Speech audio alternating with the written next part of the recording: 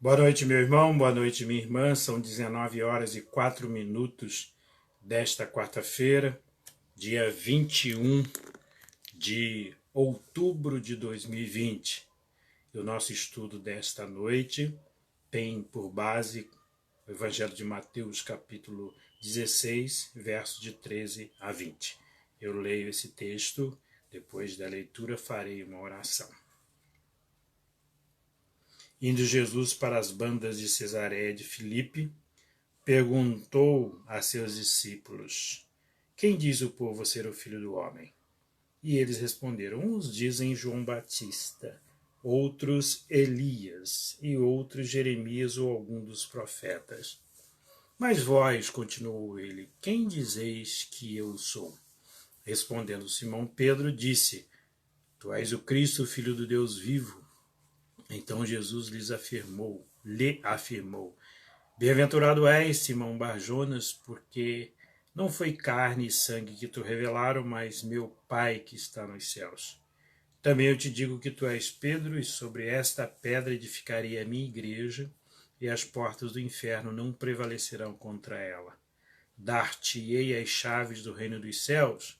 O que ligares na terra terá sido ligado nos céus, e o que desligares na terra terá sido desligado nos céus.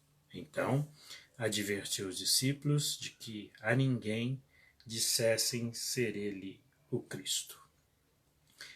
Eterno Deus, bondoso Pai, guia-nos no estudo desta palavra e que possamos ajudar as pessoas que nos veem agora e que esta instrução que se extrairá desta palavra sirva para o crescimento espiritual de todos que nos veem e ouvem. Em nome de Jesus Cristo oramos. Amém.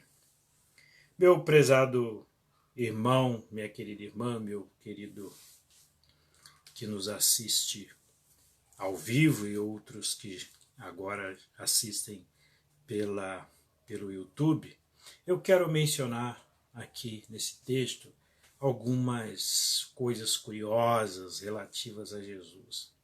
A primeira coisa é Jesus Cristo ter o interesse de perguntar aos discípulos o que é que as pessoas estavam dizendo a respeito dele, Jesus. É muito curioso isso porque dá a impressão que Jesus Cristo ele queria saber um pouco do que a opinião pública, do que se dizia a respeito da vida dele, do seu ministério, do que ele fazia.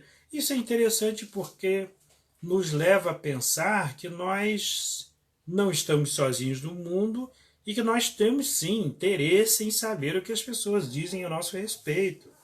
O conceito que as pessoas têm a nosso respeito é muito importante e às vezes nós até pautamos a nossa vida pelo conceito que os outros têm de nós. Eu não estou aqui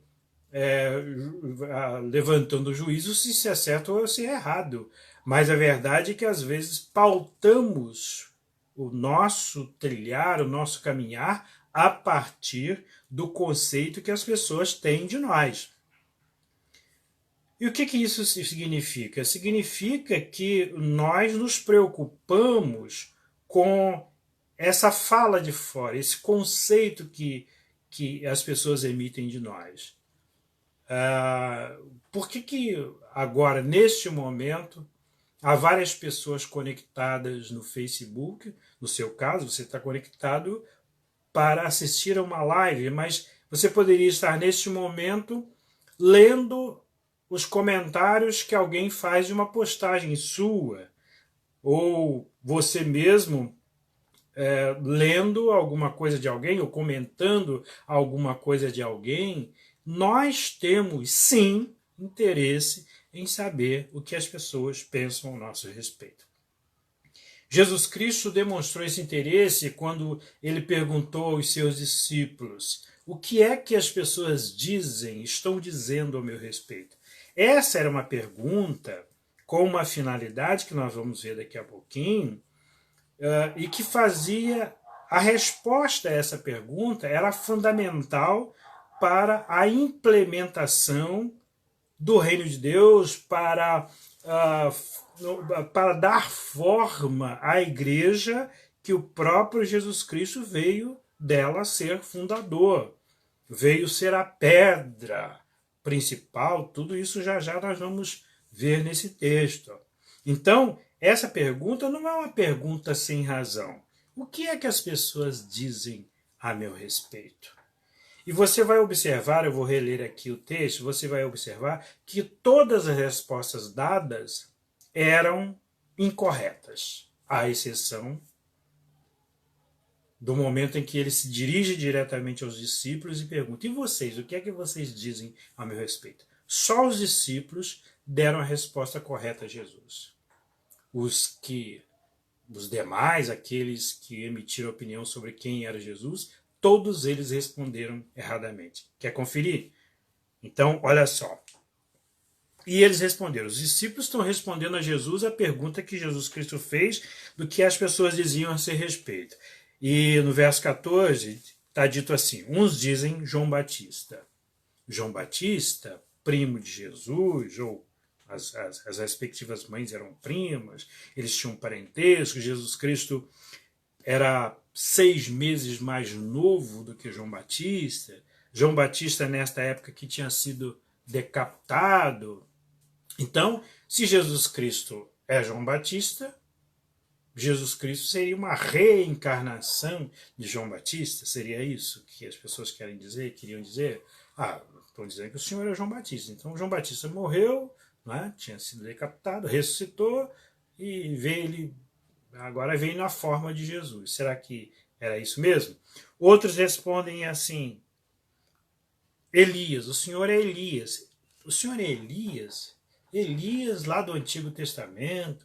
Elias foi elevado ao céu num redemoinho, num momento próprio, formou-se um redemoinho a partir de uma carruagem de fogo que veio, formou esse redemoinho, e Elias subiu ao céu de modo sem passar pela morte. Jesus Cristo seria o Elias. Elias desceu do céu e se encarnou em Jesus. E há outra resposta. Outros dizem que o Senhor é Jeremias, ou, se não for Jeremias, é algum dos profetas. Enfim, Jeremias, 700 anos antes de Jesus, então também seria uma espécie de reencarnação de Jeremias em Jesus. Todas as respostas erradas. E alguém que não sabia que nome atribuir a essa identificação de Jesus, disse assim: ele é algum dos profetas. Ele é um profeta. Pelo menos em relação à missão de Jesus, estava certo. Jesus era um profeta. Mas não era João Batista, não era Elias e tampouco era Jeremias.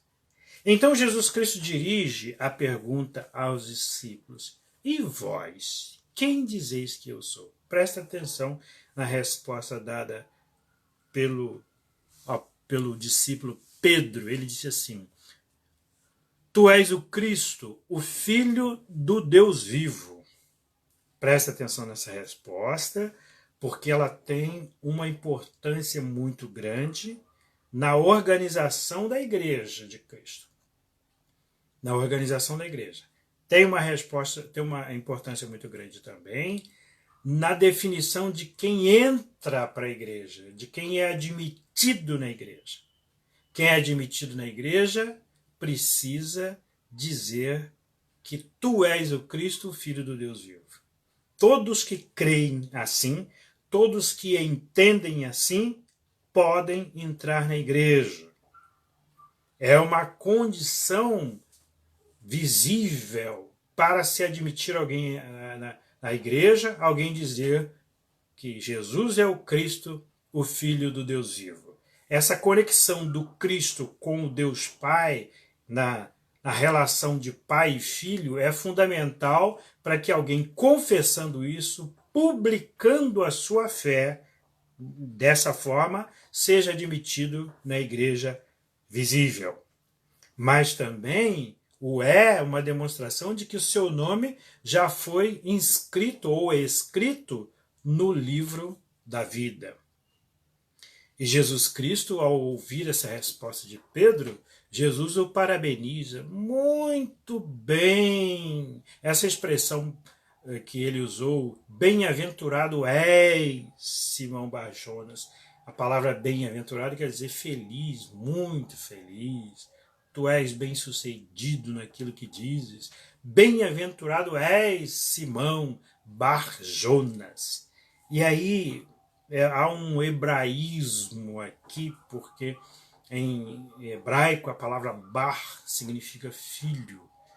E Jonas seria o pai de Pedro ou João, porque são todos da família João, Joana, Jonas, são da mesma família, da mesma raiz de nomes. Então, Jonas poderia ser o pai de Pedro. A ideia aqui é assim: tu que és filho de Jonas, tu respondeste acertadamente. É uma forma de identificar assim: olha, tu és filho de Jonas.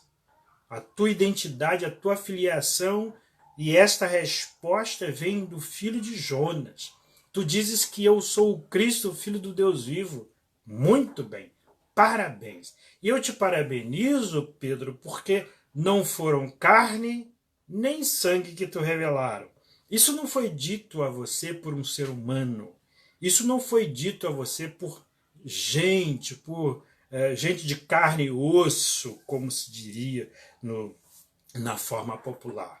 Isso foi dito a você, foi revelado a você pelo meu Pai que está nos céus. Então, eu estou identificando você, Pedro, como filho de Jonas, e a quem foi revelado que eu sou o Cristo, o Filho do Deus vivo. Agora eu vou te dizer uma coisa, senhor Simão Pedro.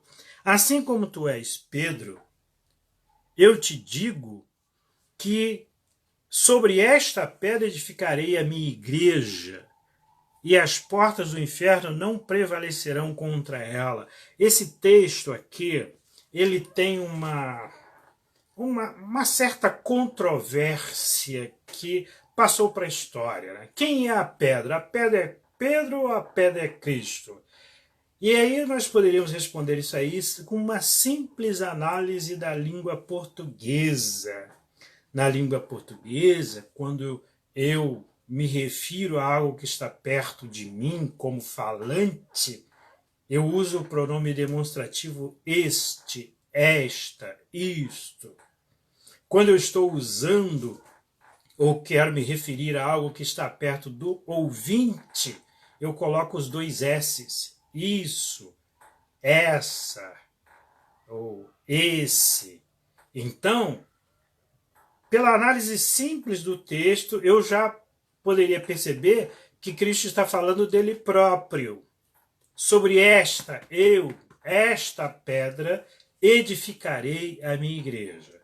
Isso numa análise simples do texto na língua portuguesa. Agora pensa do modo teológico. Você imagina uma igreja fundada sobre bases humanas, sobre um ato político, ou sobre concepções políticas, ou sobre uma ideologia política, sobre um fundamento humano? Vamos imaginar, a igreja tem que ser uma igreja democrática. Então, a base da igreja é a democracia humana vai ser a base de organização da igreja. Quantas ideologias humanas têm falhado ao longo da história? Não, a democracia resolve o problema do mundo. Ajuda, mas não resolve todos os problemas do mundo. A ditadura que resolve, nada disso resolve. Nada, nada, nada. Os seres humanos são falhos de natureza. E uma igreja não pode ser fundada com base em ideologias humanas. Entretanto, tu te lembras que lá no início eu disse que eu precisaria usar essa expressão que Pedro usou, tu és o Cristo, o Filho do Deus vivo?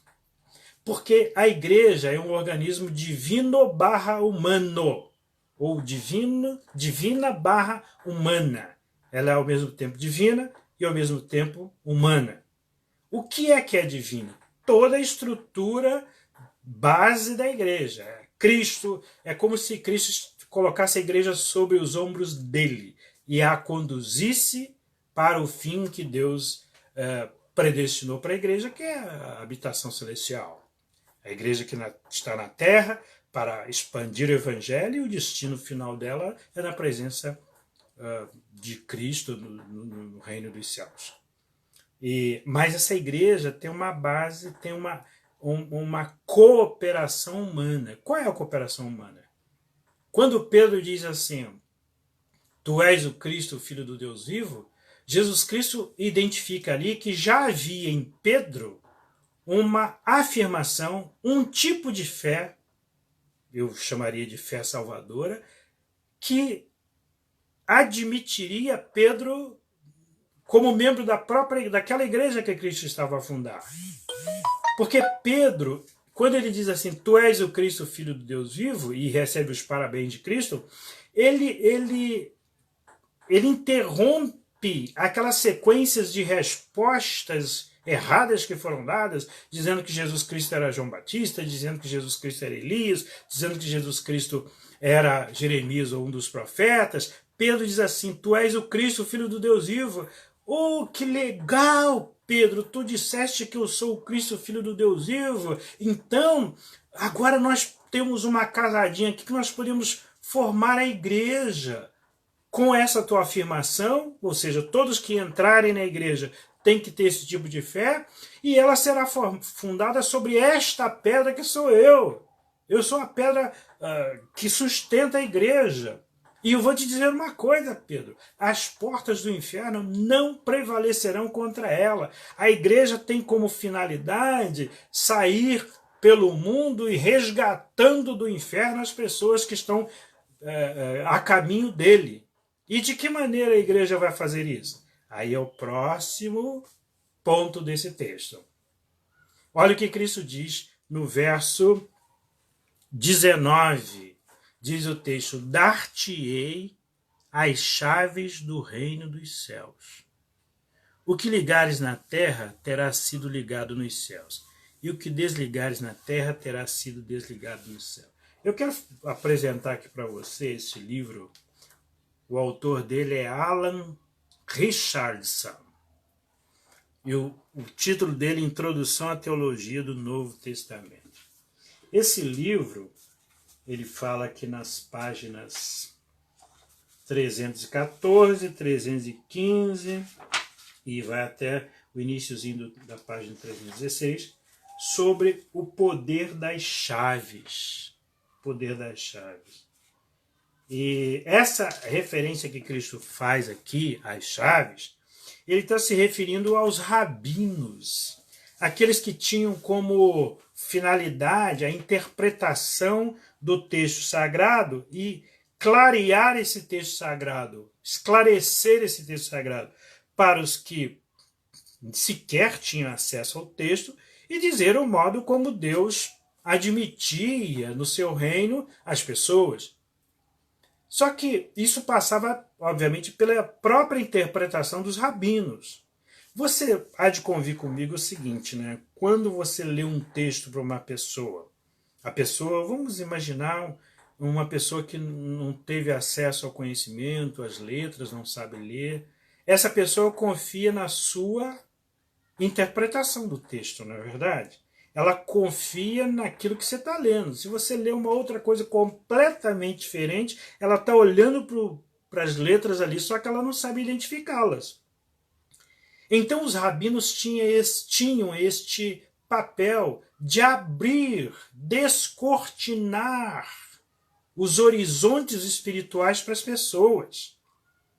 E essa função aqui agora está sendo dada aos discípulos, na pessoa de Pedro, que foi quem respondeu lá que tu és o Cristo, Filho do Deus vivo.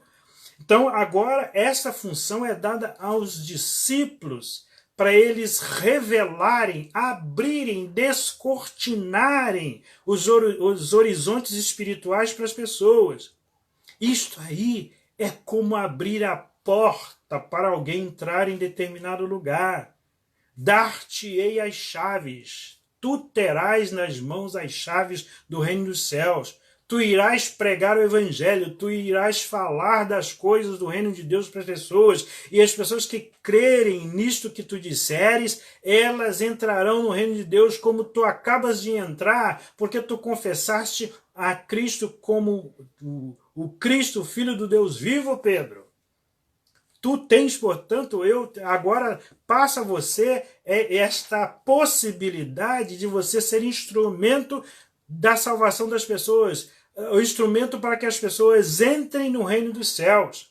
Porque os rabinos, e Jesus Cristo faz isso, critica os rabinos, eles não entram nos céus e nem deixam os outros entrarem.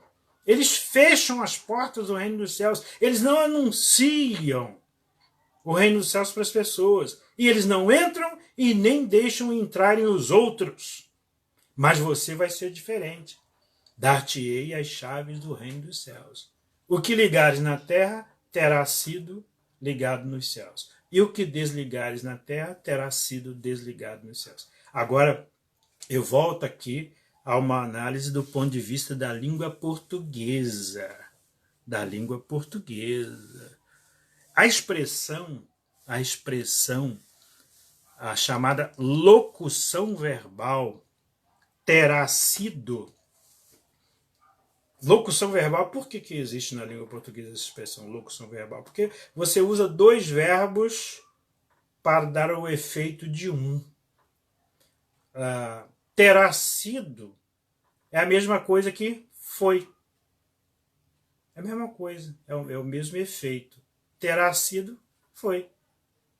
É uma locução verbal em que um está no futuro e o outro está no particípio.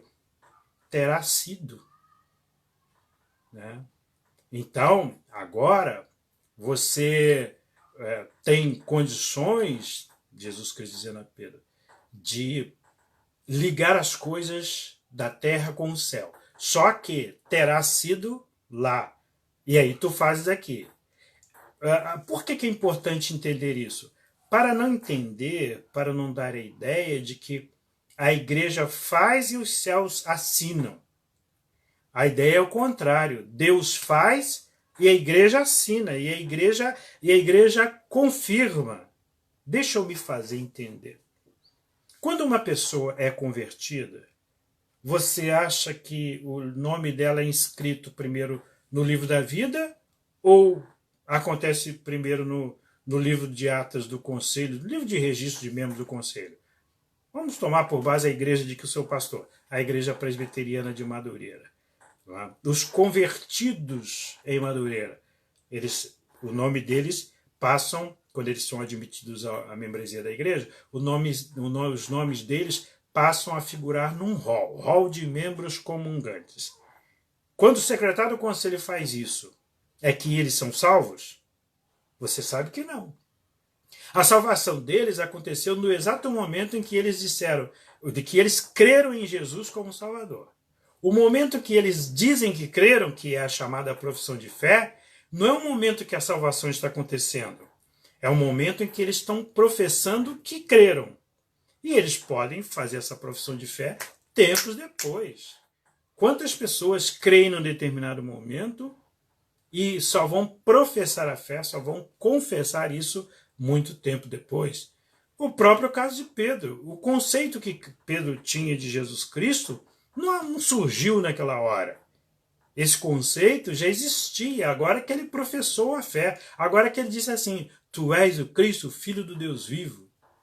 E o importante é entender que o que acontece no céu deve acontecer na terra. Ou seja, os inscritos no livro da vida devem ter o nome escrito no livro da igreja militante para testemunhar, para pregar o evangelho, para anunciar as boas novas da salvação com a segurança de um cidadão do reino dos céus.